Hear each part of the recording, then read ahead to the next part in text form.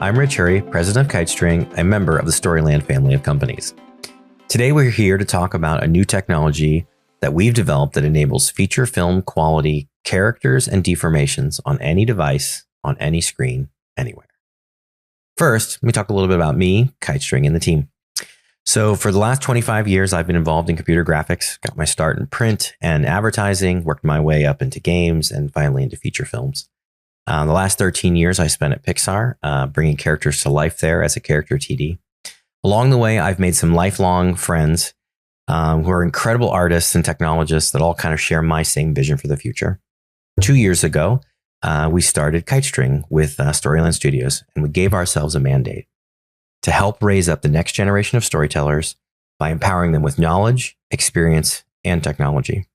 Our first goal was the Kitestring platform itself, creating a modern, best-in-class educational experience for students and working professionals.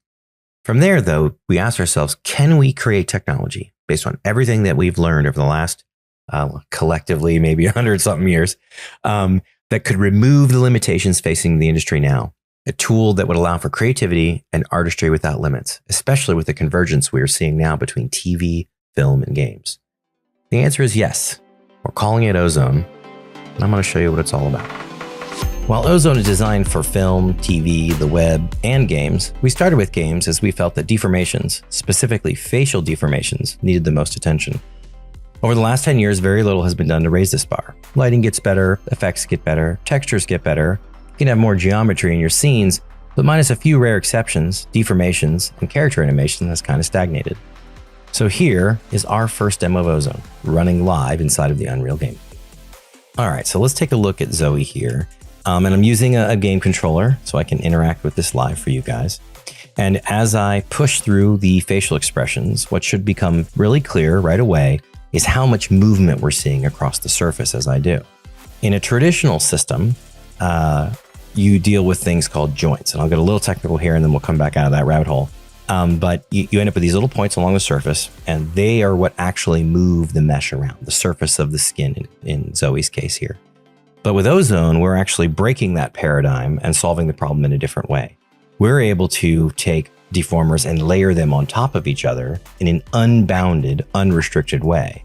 This means that, and if I zoom in here, that when I do something with the jaw and I move it up and down, you can see that there's movement from the bottom of the chin all the way up to the side of the head. And that's with a single controller and a single weight map. Instead of a bunch of little things that we have to try to coordinate and work, we're able to think about this broadly and specifically to the motion we're trying to create. So you start adding in other movements like jaws to the left and right. We start being able to bring the brows up and down and blink the eyes. And all of a sudden, we can bring this face alive with far fewer controllers than in traditional systems. So we're in this sort of rare place where we can do more with less and achieve a higher quality. All right. And as I'm moving through on here live, you can see that, you know, it really does feel natural and organic, even with this early test of ours. Do you agree, Zoe? Well, maybe. All right, yeah, my puppeting skills are getting a little better. All right, so let's move on from Zoe and get a little technical to show some of the wins on the technology side too. So with this idea of solving this problem differently in the Ozone way of looking at these shape problems, we have this little ball character here.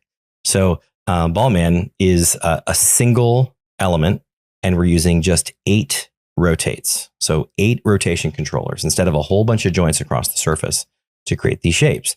And by attenuating their weighting, animated weights, which I'll show here in a minute, we can create really amazing shapes. And we can do it with far fewer controllers and things that would be really, really difficult to do traditionally, including something like this, where I can bring and fold the character down on itself, and then I can start extending these deformers out. So there's more than just characters and facial rigs when we talk about what's possible with those. And we can also do things that really would be a challenge kind of in your traditional systems. And with these challenges and these different things, we're getting a highly performant character. So while we look at Zoe and we can see a character that represents something maybe we've seen on the silver screen, rarely do we see something this good on our tiny screens in our pockets. So anyway, this is really illustrates in my mind the quality that Ozone brings to your characters across all these different interactive environments. Another key advantage to Ozone, after quality, is the nature of the Ozone assets themselves and how they can be used and reused in your production pipeline. So here we have Zoe in our development environment in Ozone Studio. And you can see that we've got our rig here. We can move the head. We can go here and select the face, and we can open up the jaw. And if we go down here, we could take a look at our rig itself. So this is the sort of full version of the rig and the expression of the character. But once we've done this and once we've created it, then we can export that out as a single Ozone file. So if I go down to here, we have another version of Zoe. And here we have a simple or a single expression of that rig. Now this is an Ozone file. It is no longer the master rig. And if I go down here, and we can see that now we have this single node. So here's our mesh and here's our rig. And with that, we have the same exact controls as we had in our authoring environment. So if I go here and I do this, you can see that we can open up our jaw. We can go down to our head, FBLR, right? So we can lift our head up. We can move our head left and right. So now what we've done is we've taken that system, compressed it down into a single Ozone file. This means that I can do all kinds of fun stuff. The first of which is I can take this character and I can just duplicate it. So now what I've done is I've made a new character in my scene with the exact same controls. And I did that with a click. So now if I select this and I bring up my controls again, now you can see that I have this second character doing exactly the same stuff. And it took exactly one click to do. And I can continue to do this over and over and over again. So if I go here and I move it around and I go here and I move it around and I just keep going. And I could go up to 100 of these and I would see no performance difference. So not only is it easier to duplicate and reuse assets with Ozone, you can also get a huge win for performance and efficiency with these systems. All right. So now we've kind of shown that we can reuse these assets. What's the next step? Well, if I go here, this is another kind of source version of my character. Called this Ozone Zoe Light. If I go in here, you can see that I have a simpler version of that source rig, right? I've taken out a lot of the controls. So if I go here and let's go ahead and bring this open or bring up the controls. Now what I have is the jaw open and just the head, but you'll notice there's nothing else in there. In the other rig, we can move the eyebrows. We can do all kinds of other stuff with our character. But here I said, I want to create a new version of this rig that's lighter and easier to use. Well, this can also be exported out as a single file, a single Ozone file. When I come back here to my scene, we go back to my kind of guy here where I've duplicated a bunch of stuff out. So let's open this up. And what we'll do is we'll go in here and let's go ahead and clear this stuff out. So let's see this guy here. So let's take Zoe 5 and I will bring them in. We'll get rid of that and I'll double click here. And now I've got my Ozone file right here. If I can actually zoom out and get it. All right. And you can see that we've got our single connection. Well, here, if I add this in, you can see that this file here, or this node, is the simple version of my rig. You see really clearly how many controls we have here versus on the main one. Well, now I can take my character and let me make this so you guys can see it. And I can disconnect it from there and I can connect it here. And actually, before we do that, let's get rid of this thing here just for cleanliness sake. And then I'm going to take this and I'm going to go there. So now I've connected this mesh to this new Ozone file, something that I created separately to say, hey, I want to simplify this system. And if I was to hand this out to any of my departments that needed to use it, now I get the full version of this, which is a lighter version of the rig, driving that same asset, and I was able to swap it out with a click. All right. So this shows how easily we can do that, but there's even more to this. So this says we can have different Ozone files for the same mesh.